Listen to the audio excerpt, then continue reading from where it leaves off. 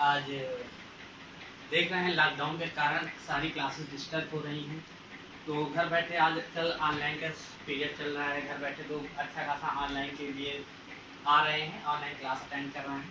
तो online class को देखते हुए हमने भी छोटा सा वीडियो बनाने की कोशिश की है, आप लोग ध्यान देंगे। और टॉपिक अपना हम जो रख रहे हैं वो है अपवर्तक। आज जो हम टॉपिक आपको बनाना शुरू कर रहे हैं वो है आपका अपवर्तक। अपवर्तक, अपवर्त भी कहते हैं, तुलना का फैक्टर, ठीक है।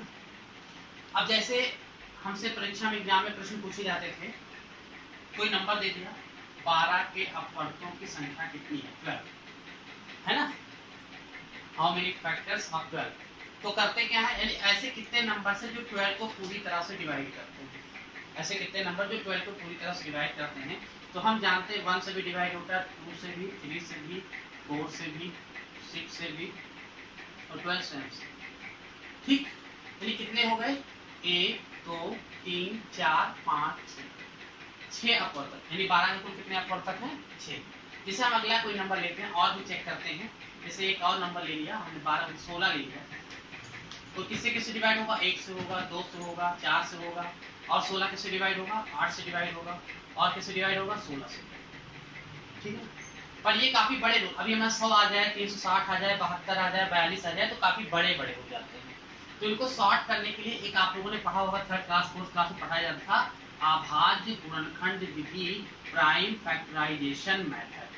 क्या कहते हैं? Prime factorization method. हो सकता है विधि अभी ना याद आ रही हो, और अभी जब से लिखेंगे वैसे आपका क्लियर हो जाएगा। जैसे हमसे लोग कहते थे 60 का गुणनखंड कितने होंगे, तो अभाज्य गुणनखंड ऐसे लिखते, इस तरह का याद होगा, 2 3 6 0, फिर 2 से ले जाते थे 15, फिर 3 से ले जाते थे 5, फिर 5 से ले जाते थे, तो कहते थे 60 कितने अभाज्य गुणनखंड विधि से सॉल्व करते थे, 2 2 3 5। आया ना, याद आया?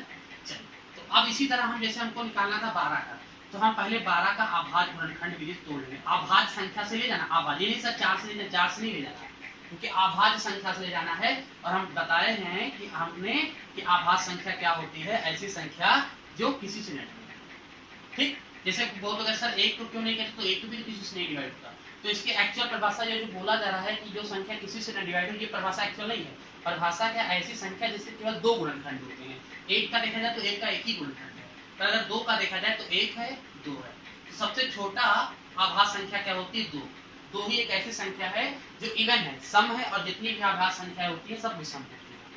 हमने ये भी बताया था कि 1 से लेकर 100 तक की कुल कितनी अभाज्य संख्या होती है? 1 से 100 तक की, 1 से 100 तक होती है टोटल 25 अभाज्य संख्या। ठीक है ना, काफी पूछा गया है कई बार एग्जाम में। तो इससे हम निकालेंगे 12 का, 2 से ले गए 2 6 12, फिर 2 से ले गए 2 3 6, फिर 3 से ले गए 3, यानी 12 का हमने निकाला। तो 12 के अभाज्य कितने आए? अभाज्य गुणनखंड 2 की 2 आया है 2 बार गुणे 3, सही है ना। अब देखिए, अब इसको हम क्या करें, इसको कहते हैं कि अगर कोई क्वेश्चन ये बताइए अपवर्तक, अभाज्य अपवर्तक या अभाज्य गुणनखंड कितने हैं, तो 2 है 2 बार और 3 है 1 बार, टोटल कितने हो गए? 3। पर अब हम करने क्या है, हमको निकालना खाली अपवर्तक। तो हम करेंगे ट्रिक क्या है, 2 लिखा है ना यहाँ पर, 1 बढ़ा लो 3, यहाँ 1 लिखा ना, 1 बढ़ा लो 2, 3 दूनी 6। आप देखो 12 कितने अपवर्तक थे? 6 थे। यहाँ भी देखो कितने अपवर्तक आ गए, 6। सही है ना। अब जैसे हम कुछ क्वेश्चन आपको फिर से करा, एक बार ध्यान दीजिएगा। जैसे मान लो कोई बड़ी संख्या लिखी, उम्मीद करते दिखाई दे रहा होगा, कोई बड़ी संख्या लिखी, मान लो लिख लिया 100, ठीक। अगर हम 100 का निकालेंगे तो 1 से भी डिवाइड होगा, 2 से भी डिवाइड होगा, 4 से भी डिवाइड होगा, 5 से भी। अब कब तक कितना निकालते रहेंगे? काफी बड़ा हो जाएगा। अपवर्तक निकालने पूछा 100 के अपवर्तक, तो करते क्या है, ट्रिक क्या है, आप 100 को तोड़ लो पहले अभाज्य गुणनखंड विधि से। 2 से ले गए, फिर 2 से जाएगा, फिर 5 से जाएगा, फिर 5 से जाएगा, सही है। यानी अगर आप 100 को हमने ब्रेक किया तो आया क्या? 2 की पावर 2 और 5 की पावर भी, सही है। तो करना क्या है, 2 में 1 बढ़ा दो 3, फिर 2 में 1 बढ़ा दो 3, इन्हीं का मल्टीप्लाई कर दो 9, ये इसका फाइनल आंसर है। ठीक है, ऐसे आप 72 का निकाल लीजिए। जैसे 72 को ब्रेक करेंगे कितना आएगा? 2 दूनी 4 3 12 6 72, तो 2 दूनी 4 दूनी 8 3 24 3 8, यानी कहने का मतलब है 2 की घात 3 और 3 की घात 2, पावर 1 जो बढ़ा दो, 3 में 1 बढ़ाया 4, 3 में 1 बढ़ाया कितना हुआ 4, और 2 में 1 बढ़ाया 3, 4 3। ये तो हो गया अपवर्तक निकालने का मतलब, ठीक है ना। तो अब ढेर सारे निकाल सकते हैं आप। अब धीरे धीरे समय बीता, अब हो सकता है परीक्षा में आप ये भी पूछ सकते हैं आभाज्य अपवर्तक कितने हैं। अपवर्तक में नहीं पूछे, आभाज्य अपवर्तक कितने हैं। जैसे 100 का ही लिख लिया, जैसे पूछा 100 के कुल आभाज्य अपवर्तक कितने हैं 100 का, तो करोगे क्या 100 को आभाज्य में तोड़ोगे आभाज्य गुणनखंड विधि से, तो 2 की घात 2 5 की घात 2, तो इसके आभाज्य अपवर्तक कितने आए, आभाज्य अपवर्तक, अपवर्त कहो या अपवर्तक कहो एक ही चीज है, कितने आए 2, तो इनको जोड़ लो खाली 2 और 2 4 बस। अब पूछे खाली अपवर्तक जब पूछे तो हमने क्या बताया है कि जो पावर होती है पावर में 1 बढ़ा देना, 2 में 1 बढ़ाया 3, 2 में 1 बढ़ाया 3 और 3 त्रिक का, ये हो गया अपवर्तक को लेकर। अब हम देखते हैं अपवर्तों का योग, जैसे ये अपवर्तक हो गए।